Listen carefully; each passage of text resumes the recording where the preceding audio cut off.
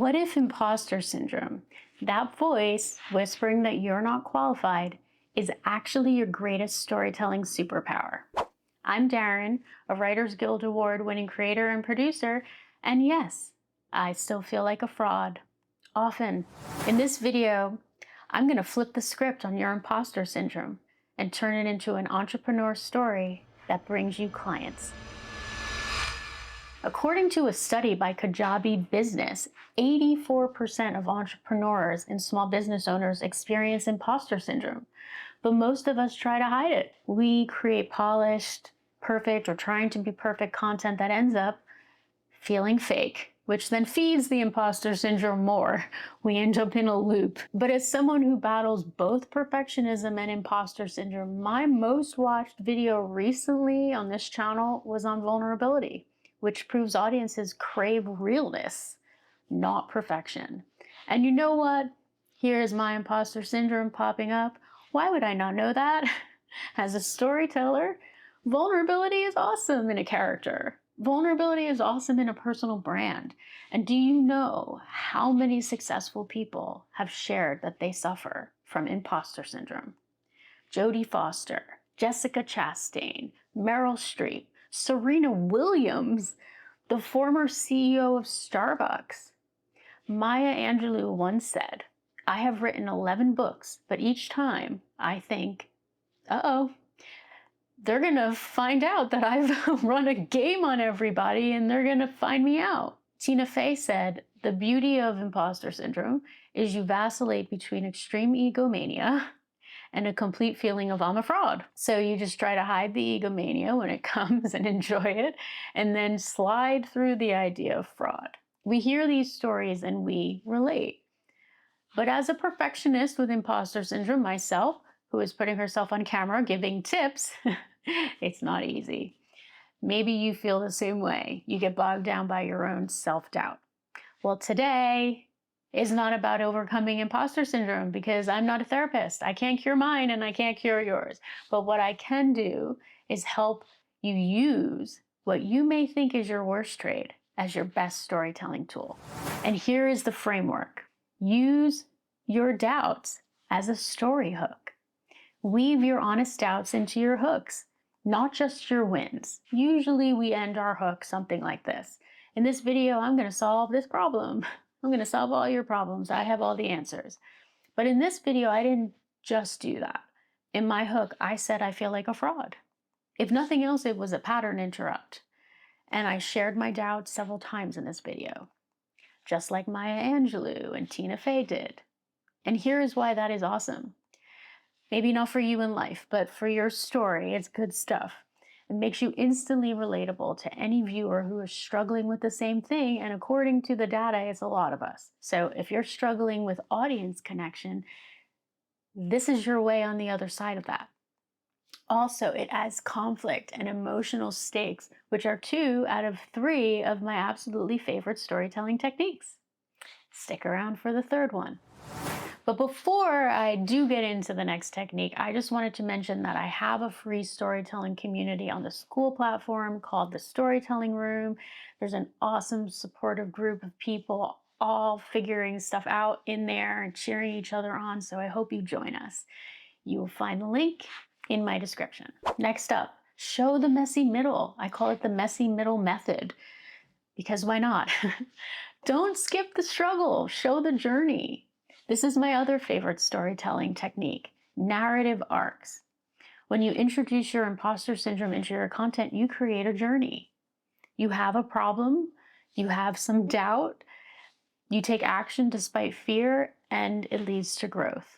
Audiences love seeing the messy middle. Brené Brown is an example of showing your messy middle.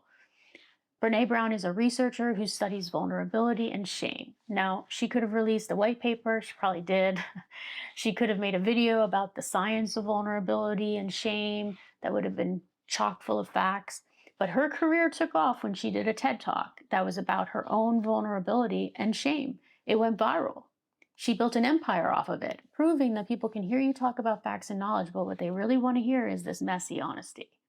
Share the messy stuff in the middle where you didn't get it right.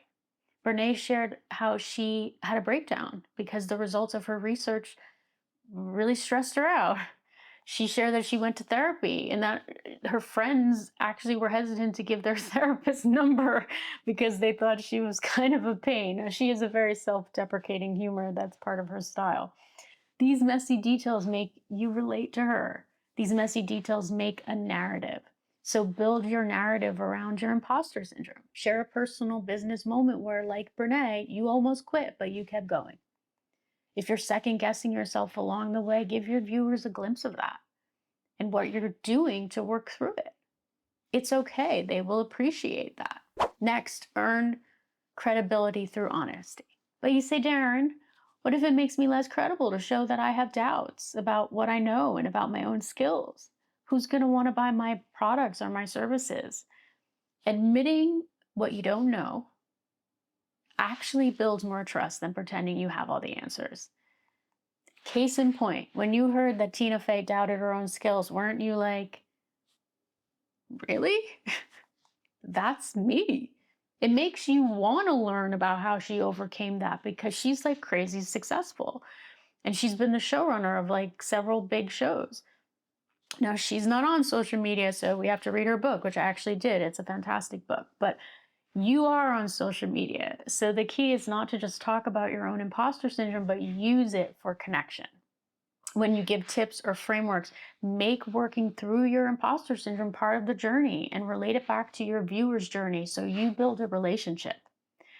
That is something Selena Gomez does with mental health. That is something Brené Brown does with vulnerability and shame. Every framework, every product is developed through that narrative. But what if you want to balance your authority on a topic with your doubts? Now, for me, honestly, I wanted to stop saying I'm a Writers Guild Award winner in every single video because I was like, it is extremely annoying. And then I talked to several people about it, and every single person was like, no, you need to say that. It's your authority. Even the AI tools that I use sometimes strategically were like, you need to say it. That is your brand. And that's what differentiates you from other storytelling coaches out there. But I'm like, who's going to relate to that? It doesn't make me seem like a person, and it kind of sounds like I'm like, hi, I'm Daryn, I know everything. So now I balance sharing that credential that gives me some authority on storytelling, like how Brené shares her background as a researcher, with also sharing the ongoing doubts that I face in my business, like my imposter syndrome, like my perfectionism, like how I hate talking about myself. I've got a lot of quirks.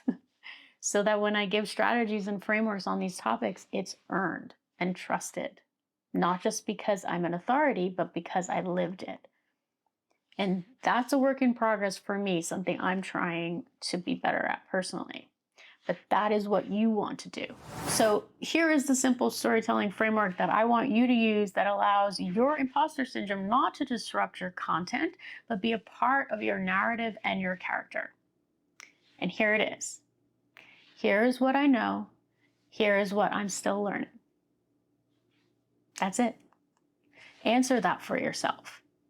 Then you take the weight off of yourself to know everything and master everything, and you ironically seem more credible because of it. Here is what I know, and here is what I'm still learning. Now that you have that framework, let's put it into action. Here are 3 actionable steps I would like you to try this week to bring your imposter syndrome naturally into your story.